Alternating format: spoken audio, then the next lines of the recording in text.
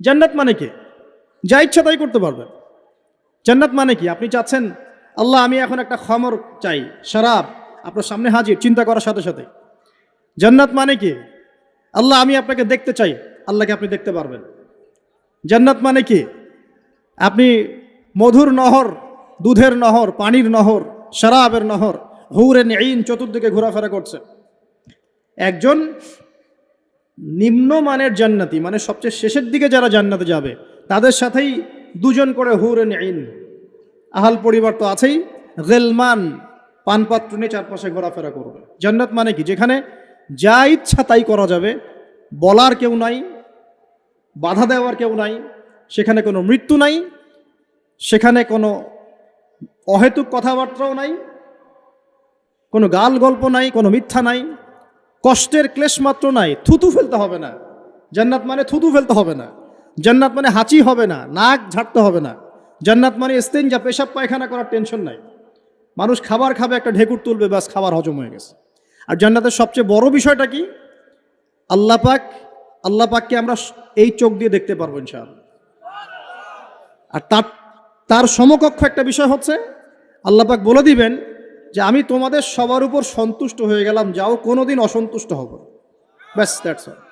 এখন আপনি যত কিছুই করেন এই বস্তুবাদী জীবনে, মনে একটা ভয় থেকে যাবে। আপনি বিশ্ব নেতা হয়েছেন, বড় শিল্পপতি হয়েছেন, পলিটিশিয়ান হয়েছেন, ইকোনমিস্ট হয়েছেন, মনে একটা ভয় থেকে যাবে যে মরতে আমাকে হবেই একদিন, আল্লাহ আমাকে ধরবেই, হিসেব আমাকে দেওয়া লাগবেই, কবরে আমাকে একাই যাওয়া লাগবেই, আমাকে কিয়ামতের মাঠে দাঁড়াতে হবে আল্লাহর সামনে। মনে একটা ভয় কাজ করে, যদিও বাইরে মানুষ দেখায় যে কোনো ভয় নাই। মানুষ বাইরে অভিনয় করে, মানুষ সমাজের মানুষের সাথে বাইরে একটা অভিনয় করে। কোনো কোনো ক্ষেত্রে আমরা নিজেরাই নিজেদের সাথে অভিনয় করি। কথা সাহিত্যিক হুমায়ুন আহমেদের নাম শুনেছিলেন? শুনেছেন? ইন্তেকাল করেছেন। একটা সময় ছিল আমরা স্কুলে পড়তাম, কলেজে পড়তাম, মাঝে মাঝে টুকটাক এ ধরনের কিতাব, বইপত্র পড়া হয়েছে। হিমু, মিসির আলী এইসব পড়া হয়েছে আর কি। শরৎচন্দ্র, বঙ্কিমচন্দ্র, রবীন্দ্রনাথ, নজরুলের কবিতাগুলো, ইভেন শেক্সপিয়ার, অ্যাডাম স্মিথ সহ, যিনি অর্থনীতির জনক। যাই হোক, তিনি তার বইয়ের মধ্যে লিখেছিলেন যে এই পুরো দুনিয়াটা হচ্ছে অভিনয়ের মঞ্চ। কথা সাহিত্যিক তিনি বলছেন তার মতো করে, এই পুরো দুনিয়াটাই অভিনয়ের মঞ্চ, আর আমরা সবাই নিজ নিজ জায়গায় অন্যের সাথে অভিনয় করছি। কোনো কোনো ক্ষেত্রে আমরা নিজেরা নিজেদের সাথে অভিনয় করছি। তিনি বলছিলেন আমরা সবাই অভিনেতা, আর সবচেয়ে বড় অভিনেতা হচ্ছে পলিটিশিয়ানরা, কারণ তাদেরকে অনেক বড় মঞ্চ অভিনয় করতে হয়। এটা আমার কথা না, হুমায়ুন আহমেদের কথা, পড়ে দেখেন তো। আল্লাহ পাক পাঠিয়েছেন তার ইবাদত করতে, আর এই বস্তুবাদী জগৎ আমাদেরকে ভুলিয়ে দিল কিভাবে? কয়েকটা প্রলোভন দিল। প্রথম প্রলোভন হচ্ছে টাকা, তারপরে জীবনে কি করব, প্রতিষ্ঠিত হওয়ার চিন্তা, তারপরে চাই চাই আরও চাই, এই একটা আকীদা দর্শন, তারপরে আমার স্ত্রী সন্তান আহাল পরিবারের কি হবে, আর আরেকটা দর্শন আছে, এটাকে বলে চারবাক দর্শন। এবং দুঃখের সাথে বলতে হয় আমাদের রবীন্দ্রনাথ ঠাকুর কিন্তু এই দর্শনের মানুষ ছিলেন। চারবাক কীরকম? তার কবিতা পড়লে দেখবেন লেখা আছে, দুহাতে যা পাও হাত পেতে নাও, দুহাতে যা পাও হাত পেতে নাও, বাকির খাতা শূন্য থাক, বাকির খাতা শূন্য থাক। ঠিক চারবাক দর্শন, যেটা ফিলোসফি পড়েছেন, এখানে অনেক টিচারও আছেন আমি জানি, তারা এই কথাগুলো বুঝবেন। চারবাক দর্শন কেমন? ঋণ করে ঘি খাও, ঋণ করে ঘি খাও, যতদিন বাঁচবে সুখে বাঁচবে, এটা হলো চারবাক দর্শন।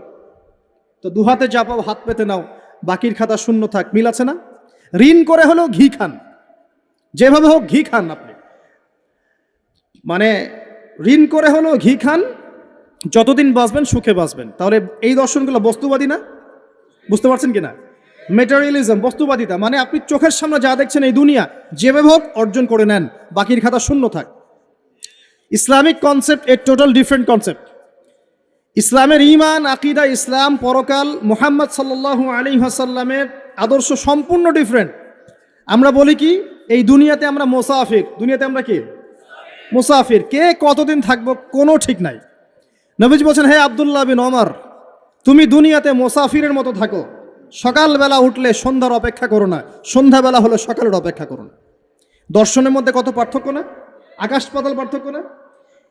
এখন যদি এই বস্তুবাদী দর্শন দিয়ে আপনি চলাফেরা করেন, তাহলে তো আপনার লাইফের অ্যাম্বিশন হবে একটা ফ্ল্যাট,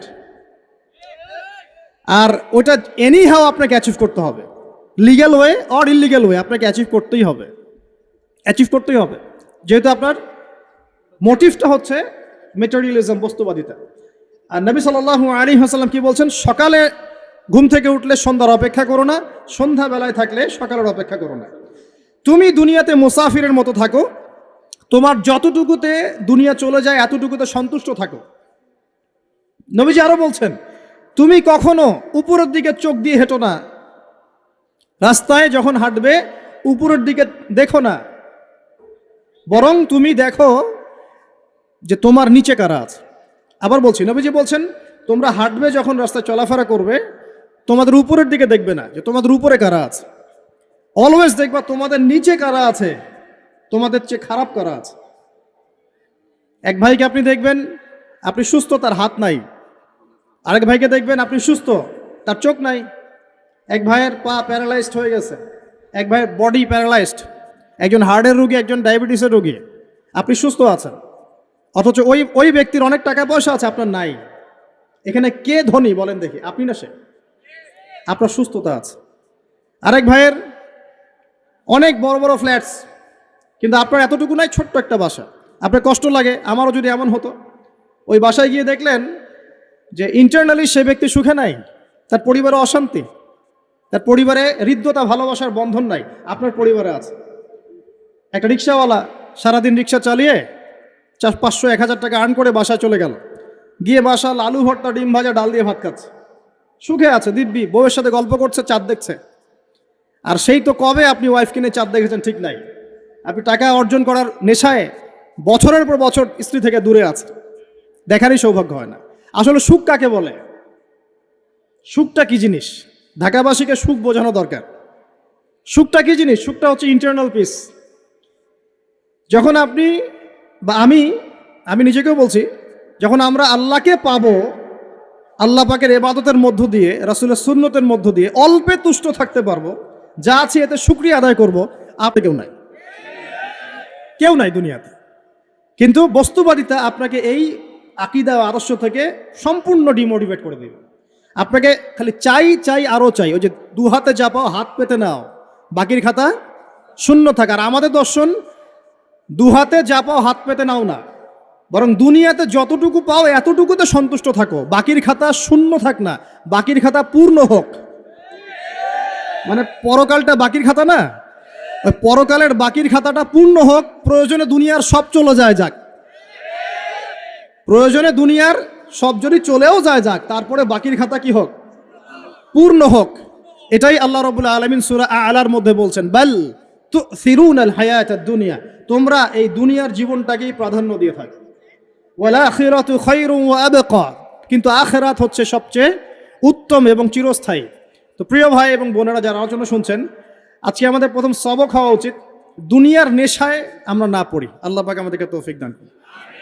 এর মানে এই না আমরা দুনিয়ার প্রোগ্রেসে যাব না, অবশ্যই যাব, আমরা অবশ্যই যাব। পুরো ন্যাশন জাতিগতভাবেই আমাদেরকে এই ওয়ার্ল্ডের সমকক্ষ তো হতে হবে, হবে কি না? আমরা কি ওয়ার্ল্ডের সমকক্ষ হতে পেরেছি? আপনাদের কি মনে হয় যে মিলস, ইন্ডাস্ট্রিজ, ফ্যাক্টরিজ, সেতু, ফ্লাইওভার এইগুলো করলেই মনে হয় যে ওয়ার্ল্ডের সমকক্ষ হওয়া যায়? প্রত্যেক জনগণ ভিতর থেকে সুখী কিনা, তাদের অন্ন, বস্ত্র, চিকিৎসা, শিক্ষা, বাসস্থান, এই যে মৌলিক চাহিদা, বেকারত্ব ঘোচানো, 3 বেলা খেয়ে পরে বাঁচা, জীবনের অধিকার, সিকিউরিটি, এই জিনিসগুলো আমাদের নিশ্চিত হচ্ছে কিনা, এটা হচ্ছে আপনার উন্নতির মানদণ্ড। উন্নতির মানদণ্ড কি? আমরা এখন যেখানে আছি না, 1776 সালে অ্যাডাম স্মিথ তার চেয়ে আগের জায়গায় ছিলেন। 1776 সালে অ্যাডাম স্মিথ একটা বই লিখেছেন, তার নাম হচ্ছে যে দি ওয়েলথ অফ নেশন, এই কিভাবে একটা রাষ্ট্রের ওয়েলথ ফাংশন করে। ওই 1776 সালে তিনি যে চিন্তাগুলো করেছেন, এখন পর্যন্ত আমরা সেই চিন্তা বাস্তবায়ন করতে পারি নাই। 1776 সালের চিন্তা, কিন্তু ওই চিন্তা বাস্তবায়ন করেছে পশ্চিমারা। পশ্চিমা সভ্যতা যেটা আপনি দেখছেন দাঁড়িয়ে আছে, এই একটা বইয়ের উপর দাঁড়িয়ে আছে। যেমন একটা এক্সাম্পল দিই, আলোচনা কঠিন হয়ে যাবে, অন্যদিকে যাব আমি। আমরা মনে করি যে অর্থনীতি আমরা নিয়ন্ত্রণ করব, ঠিক আছে, অর্থনীতির পুরো বিষয়গুলো আমরা নিয়ন্ত্রণ করে আমরা সমৃদ্ধি নিয়ে আসবো। আসলে বিষয়টা কি জানেন? অর্থনীতির নিজের একটা ফ্লো আছে, ও নিজেই নিজেকে নিয়ন্ত্রণ করে, এবং তার উপর একটা ইনভিজিবল হ্যান্ড থাকে, অদৃশ্য হাত, যেটা আমরা বলি আল্লাহ রব্বুল আলামিন। আল্লাহ রব্বুল আলামিন এই পুরো অর্থনীতিকে নিয়ন্ত্রণ করেন। আমরা যখন সেটাকে ইন্টারফেয়ার করতে যাব, তখন ইকোনমি কলাপস করে যাব। এই যে করছে কলাপস। আরও ব্যাপার আছে, শুধু ব্যবসা, অর্থনীতি, এক্সপোর্ট ইম্পোর্ট, এগুলোকে তিনি জাতির মানদণ্ড বলতেন না। তিনি বলতেন যতক্ষণ পর্যন্ত জাতির প্রত্যেক ব্যক্তির মধ্যে এথিক্স না আসবে, নীতি যতক্ষণ পর্যন্ত না আসবে, আপনি করাপশন থামাতে পারবেন না। তাই হয়েছে না?